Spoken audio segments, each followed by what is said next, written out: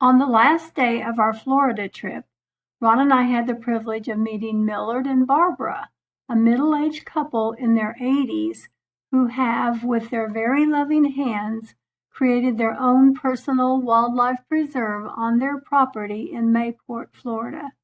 Their property has been officially certified as a wildlife habitat by the National Wildlife Federation. We were so excited to visit their property and to see their wonderful world of nature. As we walked up the driveway, the first things we noticed were the many beautiful butterflies flitting about.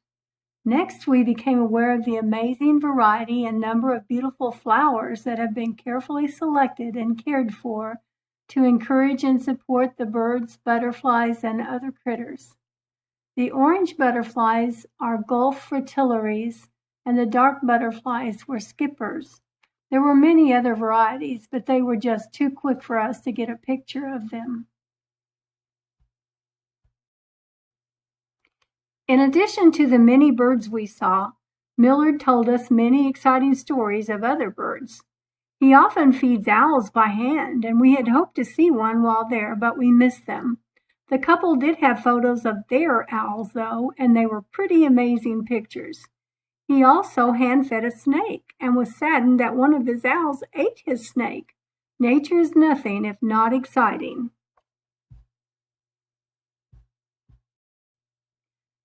Millard also explained that pileated woodpeckers visit him frequently, but usually only after their young are starting to fly, and the parents would bring the young ones to his feeder. Millard has a special homemade suet that he created to feed the woodpeckers, but he realized quickly that essentially all of the birds enjoyed his mixture and frequented his porches to eat it. Millard raises butterflies, and he was raising bullfrogs in a little tank. The couple has a little lake behind their residence where they have lots of critters. Millard created a special floating raft for the turtles to climb up on to sun themselves. While showing us his pond, Millard asked me if I could use my telephoto lens to see if there was an alligator out there on the raft.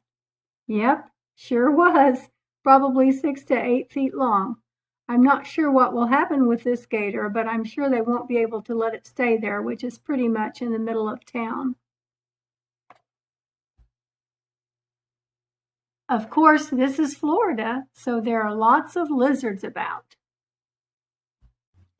They have a nest of great crested flycatchers, and the mom was busy flying in and out, feeding the babies.